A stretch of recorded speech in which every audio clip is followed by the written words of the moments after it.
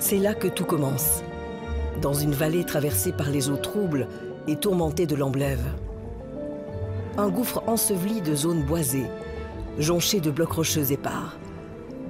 C'est là, dans sa vallée natale, que l'Arbi Shabab s'acharne à tenter de percer le lourd secret de la disparition de son frère.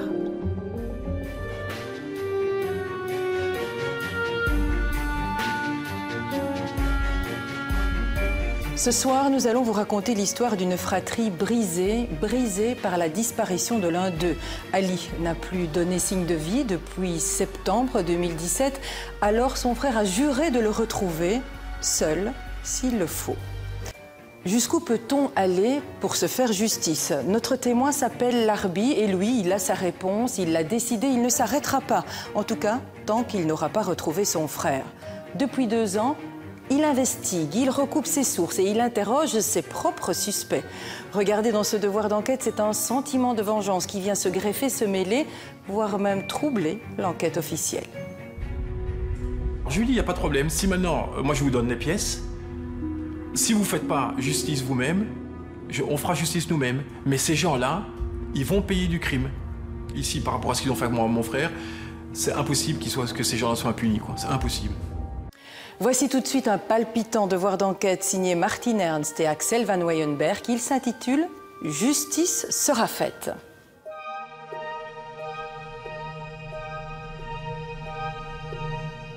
Depuis 2 ans, cet homme mène sa propre enquête sur la disparition de son frère. On a tué mon frère, on l'a tué. Nous avons la piste du suicide, la piste de la disparition volontaire. Il croit connaître les assassins. Il les a dénoncés à la police. Les enquêteurs ont dit à M. Shabab, calmez-vous. C'est impossible que ces gens-là soient impunis, quoi. C'est impossible. Je sens dans sa voix qu'il est capable de passer à l'acte. C'est difficile évidemment de faire son deuil quand on ne sait pas ce qui s'est passé. On fera justice nous-mêmes. Et il n'est pas sûr qu'il y ait nécessairement des suspects à descendre. Ces gens-là, ils vont payer du crime. Qui pourra l'empêcher de se rendre justice?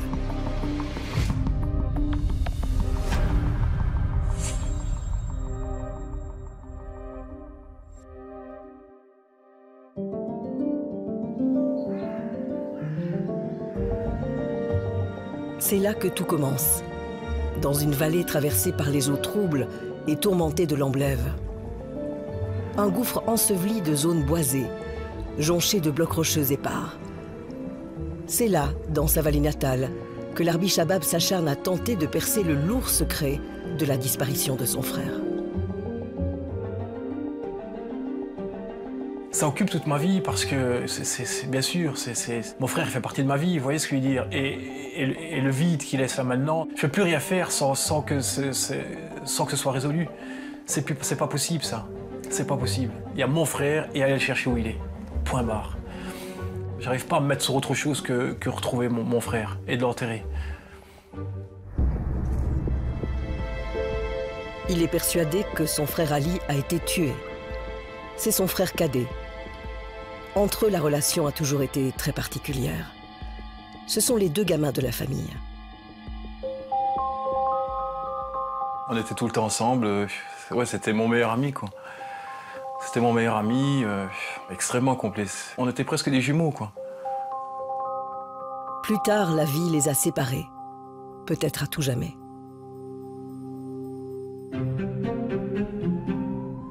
Un soir d'octobre 2017, Larbi apprend qu'Ali ne donne plus signe de vie. Sa sœur Zara n'oubliera jamais sa réaction. C'est la première fois que je vois Larbi comme ça, en pleurs.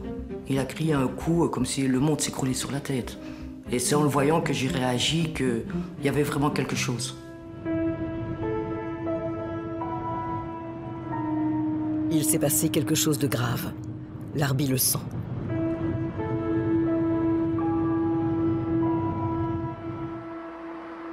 Arrivé au domicile de son frère, il en aura la certitude.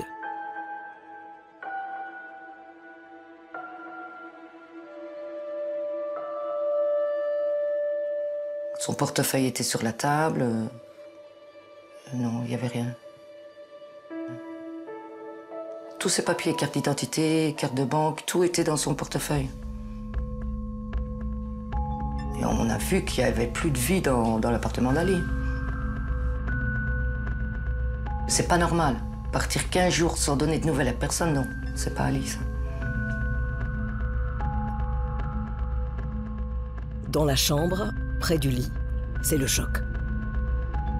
On a retrouvé donc du sang coagulé à côté du lit et quelques gouttes sur le lit. Donc là, en effet, là, on commence à se dire, ça y est, on est venu chercher. Donc ouais, on se fait des films, on pense que dans un premier temps, dans un deuxième temps, qu'on a peut-être tué Ali chez lui.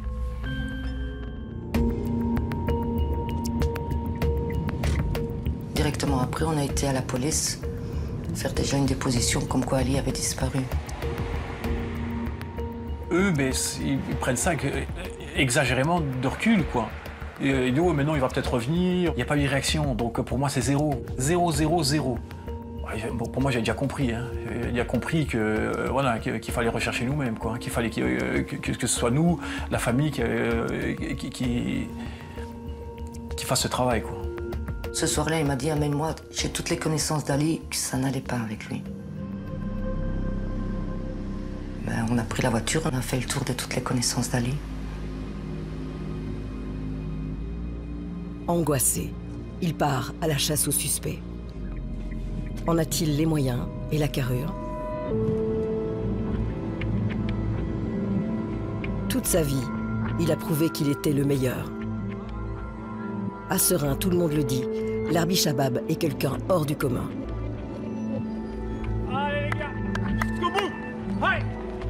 C'est un caractère très fort. Hein, c'est quelqu'un de... en tout cas, qui n'est pas faible à l'intérieur, c'est un combattant. Et c'est non seulement un battant, mais c'est un compétiteur. Il veut gagner. Lui, il ne veut pas seulement combattre, mais il veut gagner la partie. Larbi, il ira jusqu'au bout de son enquête, lui, pour aider les enquêteurs. Donc, il n'arrêtera pas tant qu'il n'aura pas trouvé, ça c'est sûr. C'est quelqu'un d'obstiné. Très jeune, il a fui sa campagne natale pour se construire une nouvelle vie. D'abord, une vie mondaine. À 20 ans, il pose pour de grandes marques. Paris, New York, ces clichés, tout comme lui, font le tour du monde. Après les strass et les paillettes, il se consacre à sa famille et décroche un job de commercial. Il est le meilleur vendeur de sa boîte.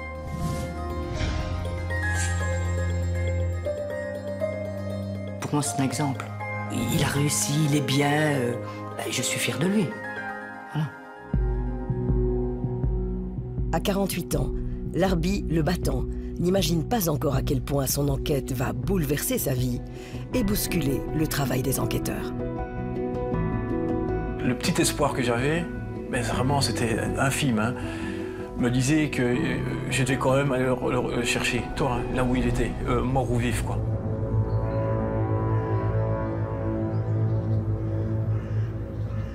Ses premières recherches s'orientent vers les hauteurs des Ouailles, au fief des Forains. Son frère Ali travaille pour eux. Ils montent leur scooter dans les kermesses.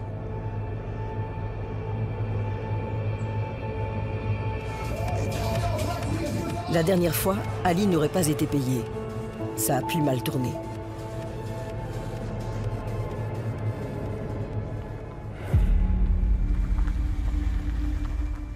Larbi veut tirer l'affaire au clair, et peu importe les risques.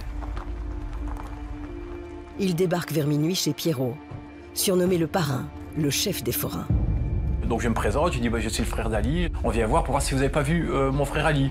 Non, dégagez, vous n'avez rien à faire ici. Et après, on voit le Pierrot qui s'amène derrière sa femme. Et là, il est foutu le camp de chez moi, mais vraiment vulgaire et tout. Quand je me présente, que je dis que je vais chercher après Ali et qu'il nous sort un pétard et qu'il veut rien savoir, je me dis celui-là, il est bien sûr qu'il est suspect. J'ai dit à ma sœur Zara, j'ai dit écoute, ça va, laisse tomber, on reviendra. Et l'arbitre m'a pris et on est reparti directement. Pierrot est le premier suspect de l'arbitre. Il ne sera pas le dernier.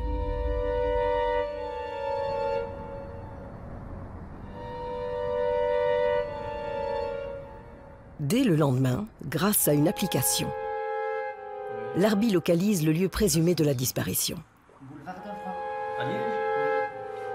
C'est à Liège, dans un immeuble avec des boxes de garage. À l'époque, rien ni personne ne peut se mettre en travers de sa route.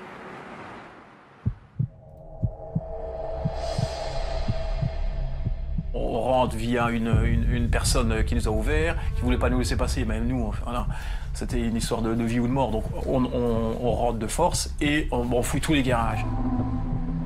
L'arbitre Chabab est prêt à tout et tout lui paraît suspect. L'arbitre s'est dit peut-être qu'ils ont enfermé Ali dans le box et qu'ils l'ont déplacé et qu'Ali est encore en vie.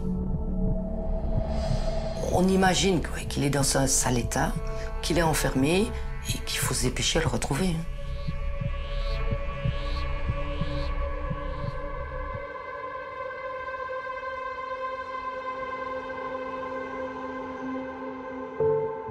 L'arbitre Chabab identifie alors un deuxième suspect. Un homme qui produit des clips vidéo de sport de combat avec Ali. Mon frère, l'arbitre, il l'a un jour rencontré, il a été le trouver, et l'arbitre lui a dit t'as fait des clips avec mon frère Ali. Non, je connais pas. Ça aurait pu être aussi un suspect à ce moment-là, c'est ce qu'on se dit.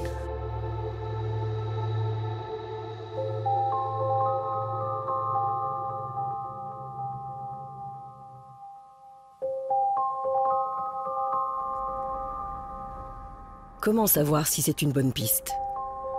Les témoignages récoltés partent dans tous les sens. Ce matin-là, un témoin l'affirme. Ali était bien chez les forains le soir de la disparition. Le chef des forains redevient suspect. Le Pierrot, il habite dans un cul-de-sac, il est tranquille, il a des mini-pelles, on s'est dit oui, il a tué Ali, hop, un trou avec sa mini-pelle, et il n'y a plus de traces. C'est vrai. Malgré la menace, l'arbitre retourne chez les forains avec sa sœur Zara. Il fouille partout, même dans les bois environnants. On cherche un corps ou, dans le meilleur des cas, mon frère séquestré. On retourne tout, on ne laisse rien au hasard, quoi. Durant ses premières fouilles, l'arbitre pense au parcours chaotique de son frère.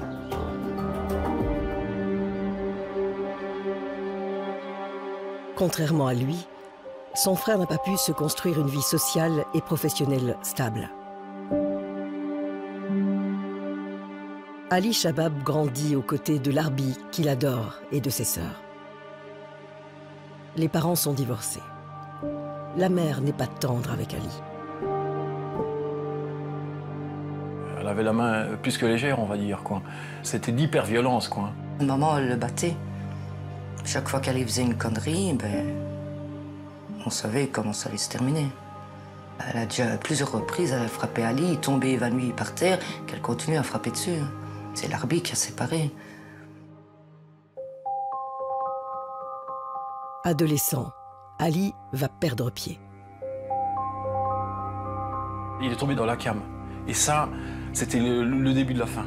Le début de la fin parce que l'agressivité qu'il avait en lui, il a commencé mais vraiment à avoir des bagarres mais plus violentes. Et les gars, ils volaient. Hein. Ali Chabab fréquente les maisons de redressement, puis la prison. Son dernier avocat évoque son parcours. des dossiers un peu différents, du roulage, des vols, vols, recels, et un dossier qui était fixé en correctionnel pour des coups et blessures. Monsieur Chabab, certes, était une personne un peu marginale, mais c'était pas un truand, c'était pas un criminel, c'était plutôt une forme de marginalité. Ali Chabab n'avait pas que des amis. Il devait être entendu comme témoin dans une affaire de meurtre. Je sais qu'il fréquentait beaucoup le milieu des marchands forains, des ferrailleurs, peut-être même quelques petites histoires de stupéfiants, c'est pas impossible. Dans le milieu dans lequel il baignait, avec toute une série de personnes, à mon avis, qui gagnaient un peu leur vie de la même façon que lui, peut-être des personnes dangereuses, peut-être des personnes qui figuraient dans les dossiers, d'ailleurs, dans lesquels il devait être cité devant le tribunal. Peut-être que la clé de cette énigme se trouve dans ces dossiers. Attendons de voir.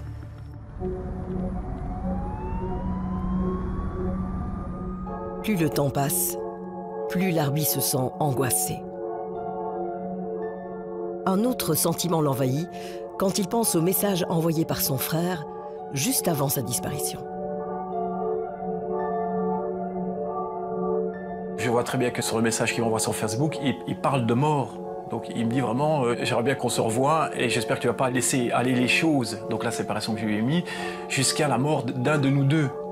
Donc je fais directement le lien avec sa disparition, et là je commence à pleurer, mais c'est infernal, quoi.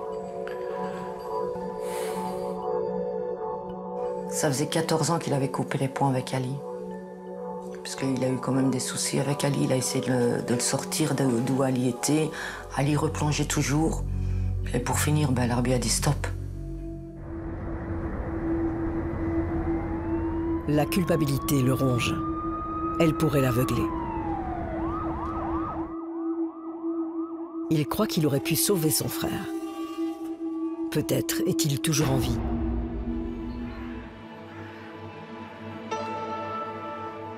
Au 3e jour de l'enquête, Larbi garde peu d'espoir.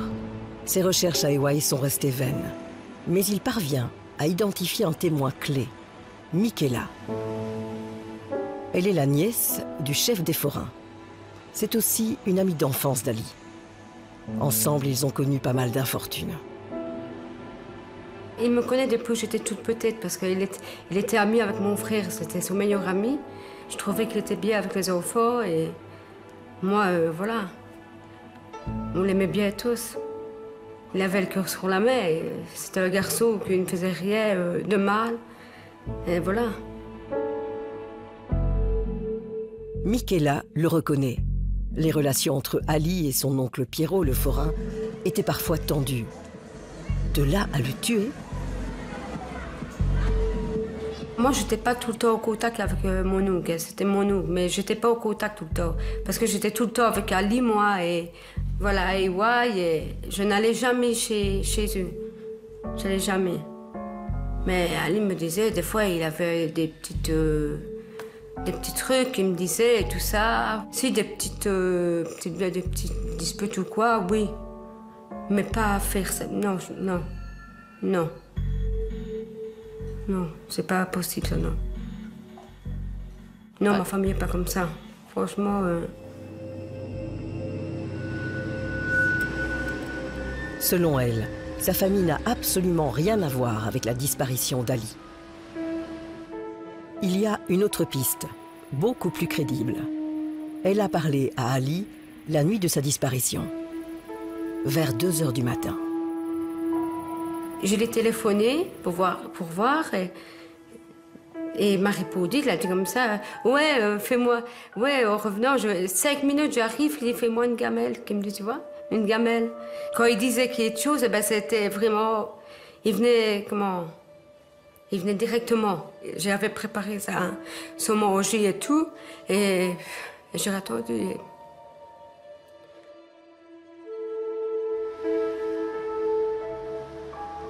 Quand elle lui a téléphoné, Ali n'était pas chez les forains, mais près du parc à Ewaï.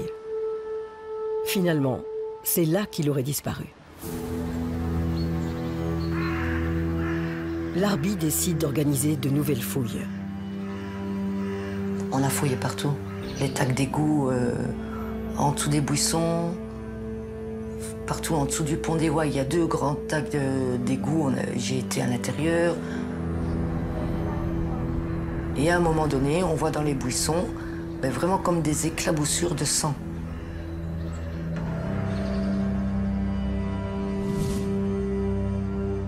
On aurait dit des caillots de sang avec des morceaux de cervelle et alors, il y en avait, mais vraiment c'était localisé.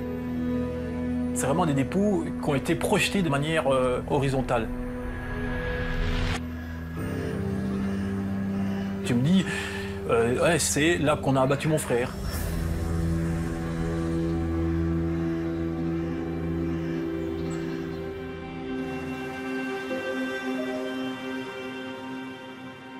En plus de l'angoisse et de la culpabilité, l'Arbi ressent à présent la colère et la haine contre un nouveau suspect. Il travaille juste au fond du parc, à la cafétéria de la piscine. Un certain Franck. Il a connu Ali en prison. Franck a vu Ali peu de temps avant sa disparition. Le beau-fils de Zahra était là. Ali parle avec mon beau-fils, il parle et il dit à mon beau-fils, je viens de faire un gros coup.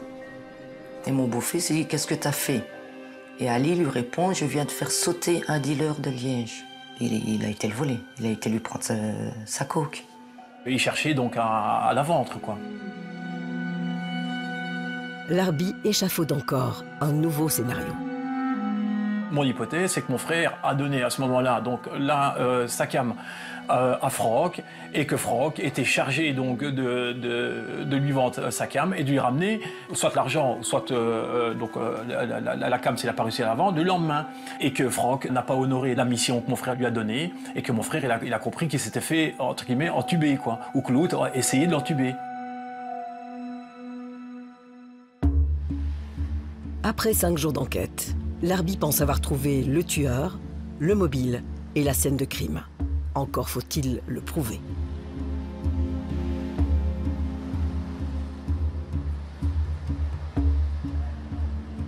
Donc on téléphone à la police, ils sont quand même descendus, ils ont mis un périmètre et ils ont relevé, donc ils ont fait des prélèvements, quoi. L'enquête judiciaire semble démarrer, enfin. L'Arbi pense que c'est grâce à lui. Il ne le sait pas encore, mais depuis le début, un juge est chargé de l'affaire pour homicide. On se rend bien compte que les devoirs qui vont devoir être menés sont des devoirs assez complexes, notamment de téléphonie, de recherche Internet, de témoignages, d'ADN. Et la police fédérale prend le relais au niveau de cette enquête. Désormais, l'enquête est entre de bonnes mains. Les gros moyens paraissent déployés. L'Arbi pourrait quitter la vallée, ne plus marcher sur les plates-bandes de la police. Pourtant, il s'acharne. Il enquête jour et nuit. La pression est de plus en plus forte. L'Arbi, il a carrément changé. Il ne dort plus, il a eu des problèmes de santé. Il se ronge de l'intérieur. Il a commencé à s'éteindre, à s'effacer. Le Larbi que je connaissais super fort, il s'est arrêté de courir, carrément. J'ai pratiqué le sport à haut niveau et même ça, je ne sais plus le faire comme avant parce que je culpabilise. Je culpabilise de faire du sport, surtout que mon frère est à 3 mètres sous terre ou oui, est en décomposition quelque part. Vous voyez ce que je veux dire? On l'a tué. Tué, ça veut dire que son cœur ne bat plus. Ça veut dire que c'est quelqu'un, je ne le verrai plus jamais. Je ne le verrai plus jamais. Que dans mes souvenirs. Après 1 an d'enquête, le surhomme est au bord du vide. Son frère reste introuvable. Dès le début, les policiers lui avaient proposé une aide psychologique et juridique gratuite. S'ils veulent vraiment m'aider, il me ramène mon frère. Et c'est mieux que n'importe quel discours psychologique, massage cérébral, j'ai pas besoin de tout ça, moi. C'est pas grave que je dorme pas. C'est pas grave que je dorme pas. Donc j'ai pas besoin qu'on m'aide à mieux dormir, j'ai pas besoin qu'on m'aide au niveau psychologique, j'ai besoin qu'on m'aide à retrouver mon frère. Si vraiment on veut m'aider, on me ramène mon frère. Où en est l'enquête? Les enquêteurs ont-ils exploité les pistes de l'Arbi Shabab? J'ai déjà fait 2 fois la démarche pour aller voir dans le dossier et 2 fois ça a été refusé. Et on ne dit pas le pourquoi. Alors on est vraiment laissé comme ça, sans rien savoir. Les relations avec les enquêteurs deviennent de plus en plus tendues. Pour moi, ils ne se tracassent pas trop. Puisque j'ai même dit à un inspecteur, j'étais assez cru en disant oui, vous vous en foutez. Ali, il a une mauvaise réputation, il a fait de la prison. Pour vous, vous êtes tranquille, vous n'allez rien faire. Et ils m'ont dit, il ne faut pas prendre tout ça comme ça, madame. Nous, on va quand même chercher. Pour moi, ils ne font pas grand-chose non plus. Hein. Mais moi, j'ai pas confiance déjà d'un point de vue général, j'ai pas confiance aux gens. C'est pour ça que je dois tout faire par moi-même. Mais dès le départ, je sens qu'on rentre dans l'enquête avec les pieds lourds, quoi. L'enquête judiciaire sur la disparition d'Ali Shabab est-elle bâclée? Contrairement à ce que pense l'Arbi, les enquêteurs affirment mettre tout en œuvre pour résoudre l'affaire. Des mandats de perquisition sont délivrés. On a évidemment toutes les enquêtes de voisinage, les témoignages. Il y en a de nombreux qui ont été repris. Il y a les analyses des caméras de surveillance et puis énormément de devoirs d'enquête de téléphonie et d'analyse d'ordinateurs. Grâce à leurs devoirs, les enquêteurs identifient des suspects. Dans leur collimateur, surtout le Franck, celui de la cafétéria de la piscine. Il est interpellé, perquisitionné, puis relâché. Ici, je pense qu'on est à plus de 300 PV, 300 devoirs d'enquête qui ont été faits. Tous les suspects qui avaient pu être identifiés avec les devoirs d'enquête, on s'est rendu compte que ce n'était pas du tout ça. Les enquêteurs ont pu analyser les vidéos de caméras de surveillance. Sur ces images, l'homme qui titube, c'est Ali Shabab. Il était bien à Ewaï, juste avant sa disparition, et donc tout près de l'Amblève.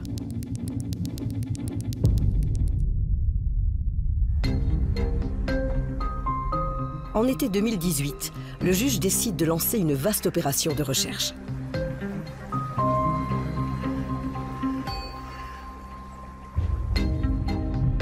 On a été draguer l'Amblève, mais sur une dizaine de kilomètres.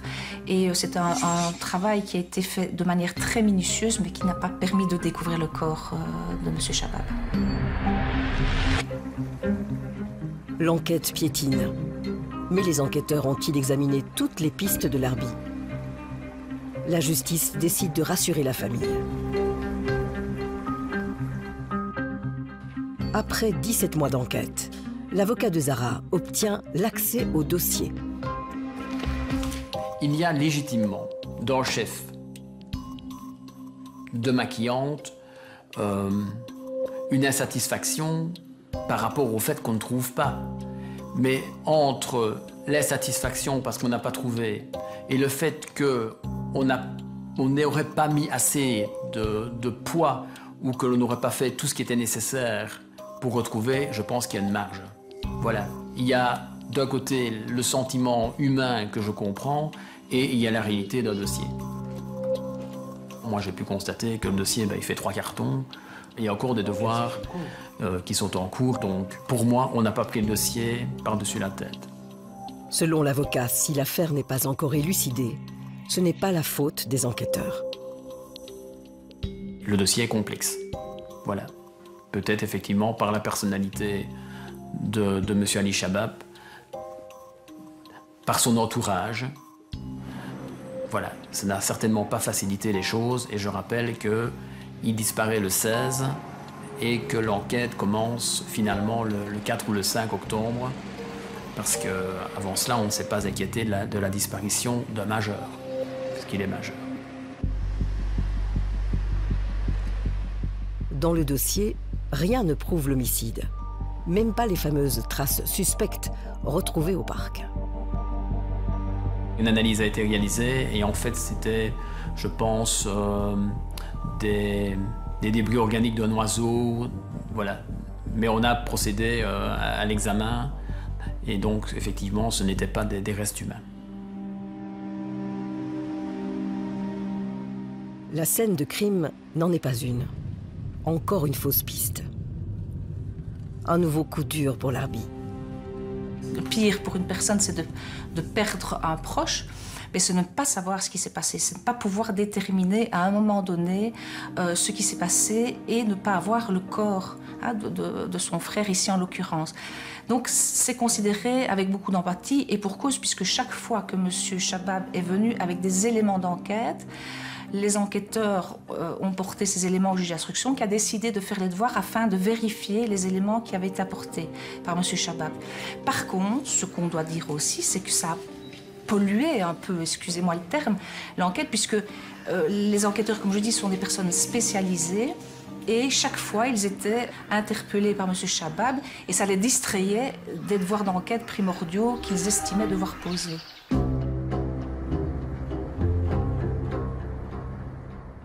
Larbi Chabab a-t-il été un frein ou un moteur de l'enquête judiciaire? C'est grâce à ce que nous on a fait et on a continué à enquêter de tout ce qu'on a récolté que tout doucement la police a commencé à s'impliquer de plus en plus parce qu'il y avait vraiment des choses, on avait vraiment du concret quoi. L'accès au dossier ne l'a pas rassuré. Il voit l'impuissance de la police à résoudre l'affaire. Pour lui, tout l'indique. Son frère avait rendez-vous avec la mort. Ça va de pire en pire en fait, parce qu'on se rend de plus en plus compte que la disparition de mon frère, c'est pour l'éternité quoi.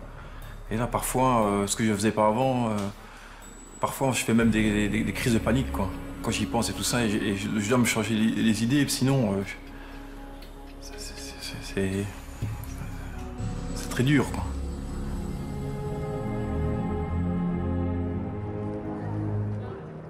Après 17 mois d'enquête, son état de santé se dégrade encore. Il assure toujours les entraînements, mais il ne va plus travailler.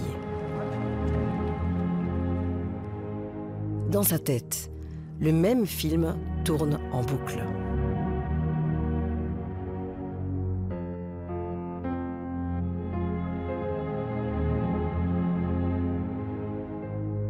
Le soir, ça commence toujours par un rêve. Et puis par après, je vois l'image de lui donc, qui dépérit. Et puis alors, le scénario de ce qui a pu se passer dans le parc, ça c'est horrible. Et le pire, c'est que mon frère, c'est comme moi. Donc moi, quand je l'imagine, je me vois moi à sa place. Donc je me vois moi tabassé, vous comprenez, et que je ne puisse rien faire, quoi. Et alors donc je le vis de l'intérieur. Donc j'ai mal et j'ai même des douleurs. Parfois j'ai mal où j'ai rêvé le matin. Et c'est infernal, quoi. Et c'est fou. Donc c'est très très dur, quoi. Je vois toute la rage qu'il a en lui, mais voilà, il ne dit rien, mais on le voit. On le voit.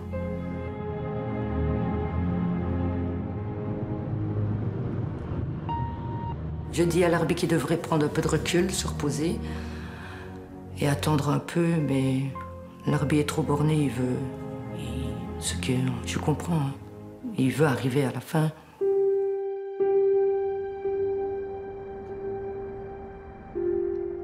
Pour prendre du recul, Zara pense au service d'aide aux victimes proposé par la police. Pour moi, l'aide aux victimes, non, ça ne m'intéresse pas, mais voilà, pour Larbi, lui, ça lui ferait du bien d'aller voir quelqu'un pour en parler. Les services d'aide dépendent de la police, du parquet ou de la Fédération Wallonie-Bruxelles. il pourrait servir de balise à Larbi.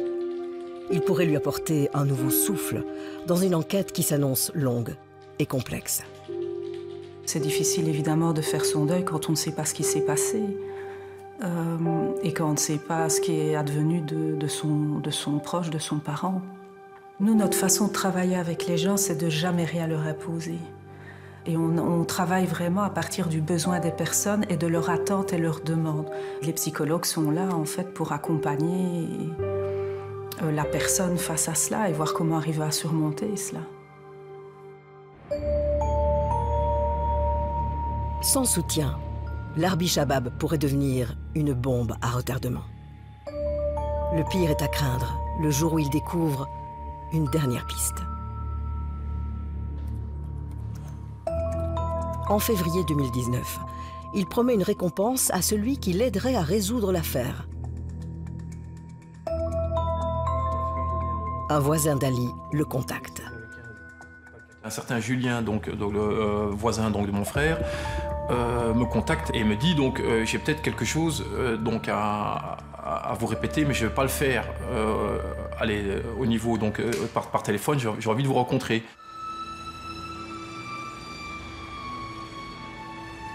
Le témoignage du voisin paraît capital. Le fameux soir de la disparition à Ewaye, le voisin d'Ali voit une voiture garée au pied de l'immeuble de l'appartement d'Ali. 3 hommes sont à bord. Le voisin va leur parler. Il reconnaît l'un d'entre eux, un ami des forains. L'homme dit qu'il cherche Ali. À cause d'une histoire de femme, il devrait du fric aussi.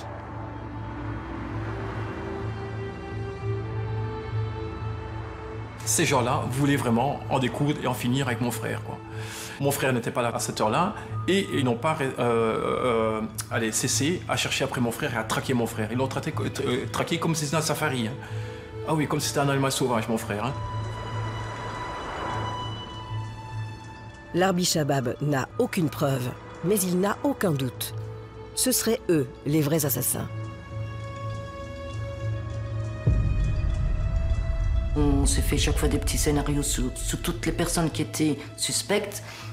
Et c'est celle-là qui tient le mieux maintenant. En plus qu'il y a un témoin.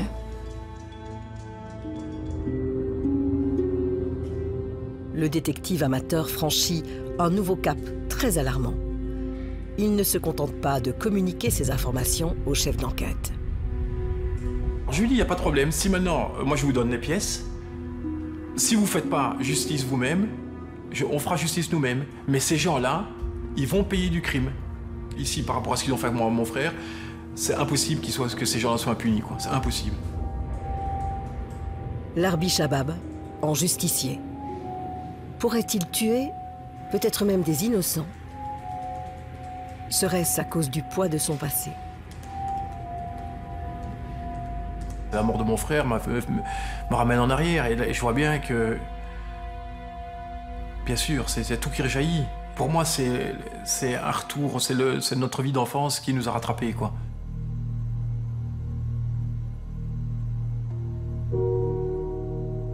Comme son frère, Larbi Chabab était maltraité par sa mère, aujourd'hui décédée. Larbi aussi a été battu. Et il en avait marre de la vie qu'on avait à la maison. Et il est parti. Il n'y avait plus que nous, on était livrés à un moment. Il n'y avait plus personne pour reprendre. C'était un vivant, puis j'en pouvais plus. Mais quelques mois après, je partais. J'ai quitté la maison. Parce que sinon, j'allais la tuer. J'en pouvais plus.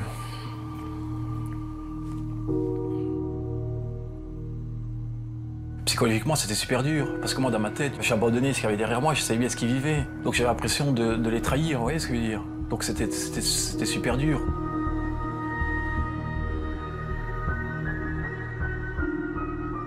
Il s'en veut tellement qu'en plus avoir coupé les ponts 14 ans avec Ali, et ce qui est arrivé à Ali maintenant.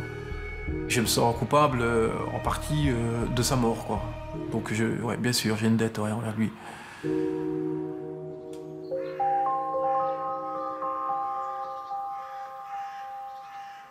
Le père de famille, le meilleur vendeur, le super coach, Serait-il prêt à sacrifier sa vie pour rendre justice à son frère? Je sais pas. Je sais pas.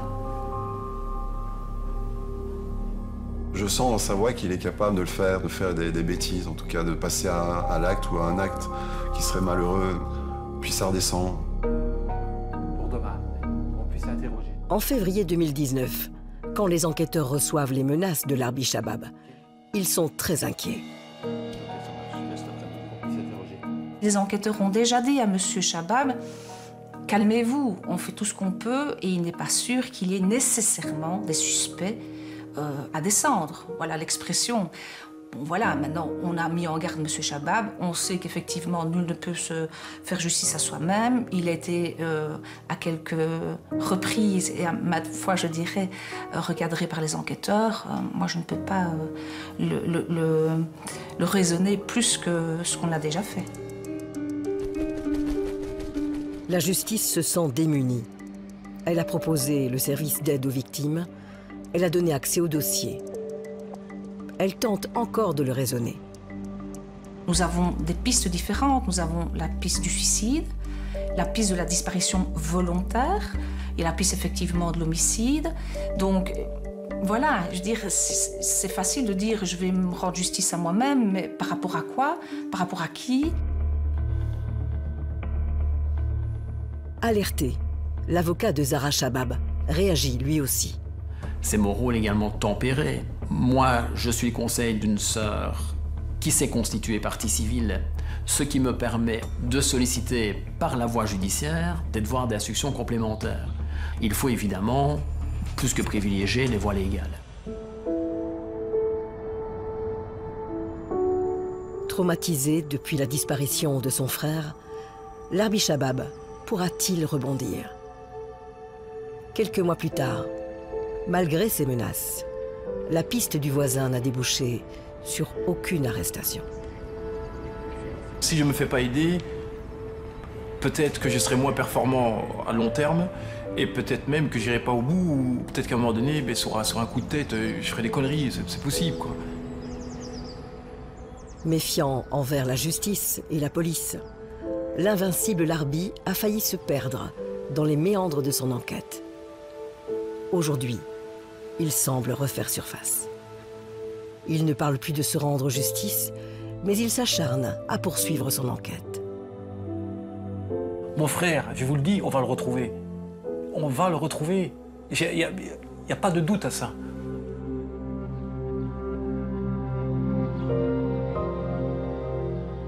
Ali Shabab a disparu depuis 2 ans.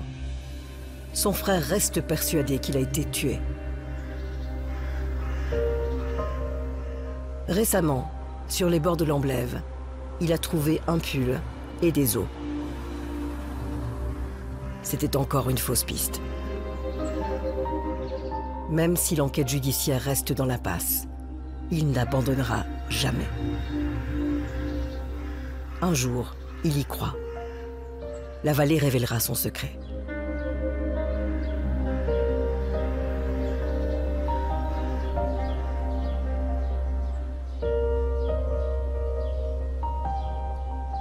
Selon les enquêteurs rencontrés par notre équipe, il n'est pas rare que les proches des victimes ressentent ce besoin de se venger, mais le passage à l'acte, lui, reste heureusement très exceptionnel. Depuis la fin de ce tournage, l'Arbi lui-même se dit plus serein, même si on est toujours sans nouvelles de son frère Ali. Voilà, c'est ici que se termine votre magazine d'investigation judiciaire. Il me reste à vous laisser entre les mains de Sacha Daout et d'à votre avis.